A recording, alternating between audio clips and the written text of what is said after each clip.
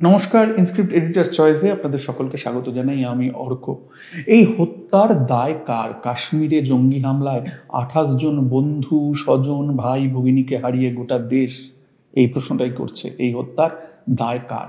আমরা জানি ইতোমধ্যে দায় স্বীকার করেছে টিআরএফ, লস্করের শাখা সংগঠন, ছায়া সংগঠন টিআরএফ। লস্করের মাথা হাফিজ সঈদ, তার ঘনিষ্ঠ টিআরএফ এর প্রধান সৈফুল্লাহ, যার সঙ্গে পাক সেনার ভাই বেরাদারির সম্পর্ক। পেহেলগাঁও হামলার মাস দুয়েক আগে পাকিস্তানের পঞ্জাবের কাঙ্গলপুর অঞ্চলে এই ব্যক্তিকে, এই জঙ্গিকে দেখা গিয়েছিল। পাক কর্নেল জহিদ জারিনের সঙ্গে তার রুস্তম কুস্তমের সম্পর্ক। হামলার মাস্টার মাইন্ড এই সৈফুল্লাহ হলেও এই হামলায় সক্রিয় ছিল আরও 3 জন। সেই 3 ব্যক্তির স্কেচ ইতিমধ্যেই সামনে এনেছে গোয়েন্দারা। মঙ্গলবার দুপুর 2:20 নাগাদ বাইসারন ময়দান এলাকার দখল নেয় এই জঙ্গিরা। বাইসারন মিনি সুইজারল্যান্ড, ভারতীয়দের প্রিয়তম জায়গা, উন্মুক্ত চারণভূমি, কিন্তু এমন একটি জায়গা যেখান থেকে পালানোর কোনো পথ নেই, কোনো আব্রু নেই।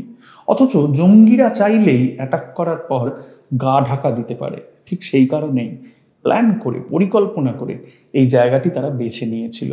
তাদের হাতে ছিল AK-47, ছিল M4 এর মতো শক্তিশালী অস্ত্র। মনে রাখতে হবে, টিআরএফ এই ধরনের হামলা ভারতীয়দের উপর, কাশ্মীরে সেনা বা সশস্ত্র যারা নন, নিরস্ত্র সাধারণ মানুষের উপর দীর্ঘদিন এই ধরনের হামলা করে আসছে। কেন এই হামলা? টিআরএফ একটা বার্তা দিতে চায়। তাদের দাবি, কাশ্মীরে বহু অকাশ্মীরিকে জমি দেওয়া হচ্ছে, বেআইনিভাবে বহু অকাশ্মীরিকে জুড়ে বসতে সাহায্য করা হচ্ছে। প্রশ্ন হলো, যদি এতই দরদ হবে কাশ্মীরের প্রতি, এই হত্যালীলার মধ্যে দিয়ে তারা সাধারণ কাশ্মীরিদের জীবনের মানকে কি উন্নত করলেন, নাকি তাদের অনেক অনেক অনেক যোজন পিছিয়ে দিলেন? তা বুঝতে বালকের বুদ্ধি যথেষ্ট। অতীতের ঘটনাগুলির দিকে যদি একবার তাকাই, দেখব টিআরএফ বারবার এই ধরনের ঘটনা ঘটিয়েছে। আর তারা এমন স্থানীয়দের বেছে নেয় যাদের কোনো অপরাধের রেকর্ড নেই, অর্থাৎ পুলিশের খাতায় সহজে নাম খুঁজে পাওয়া যাবে না। ফলে অপরাধ ঘটানোর পর তাদের গা ঢাকা দেওয়া অপেক্ষাকৃত সহজ হয়ে যায়। সাধারণভাবে এই ধরনের জঙ্গিরা, এই ধরনের অপরাধীরা মোবাইল ফোন ব্যবহার করে না। পরপর ছোট ছোট অপারেশনের মধ্যে দিয়ে তারা আরও বড় অপারেশনের জন্য তৈরি হয়। কখনো হয়তো চিরকুট পৌঁছে দিল, কখনো হয়তো কোনো আটার প্যাকেট, চালের প্যাকেট এক জায়গা থেকে আরেক জায়গায় পৌঁছে দিল। এইভাবেই এরা একটা একটা করে টাস্ক করে। একটি কাজ 3-4 ভাগে ভেঙে দেওয়া হয় যাতে ধরা পড়া এড়ানো যায়। কিন্তু প্রশ্ন হলো টিআরএফকে এত বড় হামলায়, এরকম একটা পরিকল্পিত হামলায়, যা আমাদের গোটা দেশের অন্তরাত্মাকে কাঁপিয়ে দিয়েছে, এই হামলায় অ্যাক্টিভেট করলো কে? খুব পরিষ্কারভাবে বলছি, পাকিস্তান চাইলেও এই হামলার দায় অস্বীকার করতে পারবে না। কারণ আসিম মুনির তুলে এনেছিলেন দ্বিজাতি তত্ত্ব। তিনি বলেছিলেন মুসলিমরা নাকি হিন্দুদের থেকে উন্নততর। কাশ্মীরকে তিনি জাগুলার ভেন, অর্থাৎ ইসলামাবাদের গলার শিরা বলেছিলেন। We are different from the Hindus in every possible aspect of life. Our religion is different. Our customs are different. Our traditions are different. Our thoughts are different. Our ambitions are different. That was the foundation of the two-nation theory that was laid there. That we are two nations. We are not one nation. Our stance, government stance on Kashmir is absolutely clear. It was our jugular vein. It is our jugular vein. We will not forget it. কাজেই আজ দায় এড়াতে পারবে না, কিছুতেই পারবে না পাকিস্তান। সাইফুল্লাহর মতো জঙ্গিরা দিনের পর দিন পাকিস্তান সেনা আর লস্করি তৈবার মদত পেয়েছে।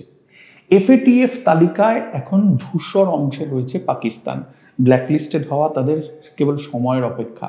আর এই ব্ল্যাকলিস্টেড হওয়া পিছতেই লস্করের বদলে তার ছায়া সংগঠন টিআরএফকে ব্যবহার করা হচ্ছে।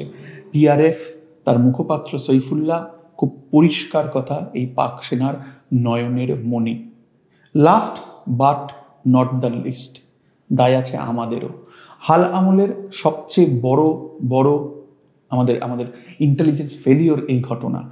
কেন এত বড় ঘটনা আমরা আগে থেকে প্রেডিক্ট করতে পারলাম না? আমাদের স্বরাষ্ট্রমন্ত্রী অমিত শাহ বলছিলেন কাশ্মীরে জঙ্গিবাদের বাস্তুতন্ত্র খতম হয়ে গিয়েছে। এই দাবি যে ভ্রান্ত তা প্রমাণ করে দিয়েছে এই জঘন্য জঙ্গিদের আক্রমণ। 14ই এপ্রিল প্রতিরক্ষা মন্ত্রকের দেওয়া তথ্যে জানানো হচ্ছে সেনায় তুল্যমূল্য 1 লাখ লোকের ঘাটতি রয়েছে। এই তথ্য তুলে ধরেছে ইন্ডিয়া টুডে। এই ঘাটতি কেন পূরণ করা হলো না? কেন এত বড় সিকিউরিটি ব্রিচ? এই মুহূর্তে দেখতে হবে, এই মুহূর্তে চূড়ান্ত সতর্কতা নিয়ে কাজ করতে হবে। আমরা আত্মবিশ্বাসী, আমরা আশাবাদী প্রত্যাঘাতের। আমরা চাই যাতে এই পাক এই দুষ্কৃতীরা, পাক সন্ত্রাসীরা ছাড় না পাক। আমরা চাই রিটেলিয়েশন, প্রত্যাঘাত। কিভাবে এই প্রত্যাঘাত হবে? এই প্রত্যাঘাত কি কোভার্ট মানে গোপন পদ্ধতিতে হবে, নাকি ওপেন জনসমক্ষে হবে? আমরা জানি না, কিন্তু আমরা জানি আমাদের গোটা দেশের সিকিউরিটি, সুরক্ষা আর ঝুঁকির মুখে। আমরা জানি সাধারণ মানুষের প্রাণ বিপন্ন। আর এই নার্ভাসনেসটা, এই স্নায়ুচাপটাই তৈরি করতে চায় পাকিস্তান। আমরা আর কোনো ভারতীয়র মৃতদেহ দেখতে চাই না। আমরা এই পরিস্থিতি থেকে নিষ্কৃতি চাই। আমরা চাই পাকিস্তানি সন্ত্রাসবাদ চিরতরে নির্মূল হোক। সেই দায়িত্ব ভারতীয় সেনা আশা করা যায় নেবে। আমরা সেই অপেক্ষাতেই থাকব। দেখা হচ্ছে আপনাদের সঙ্গে পরের এপিসোডে।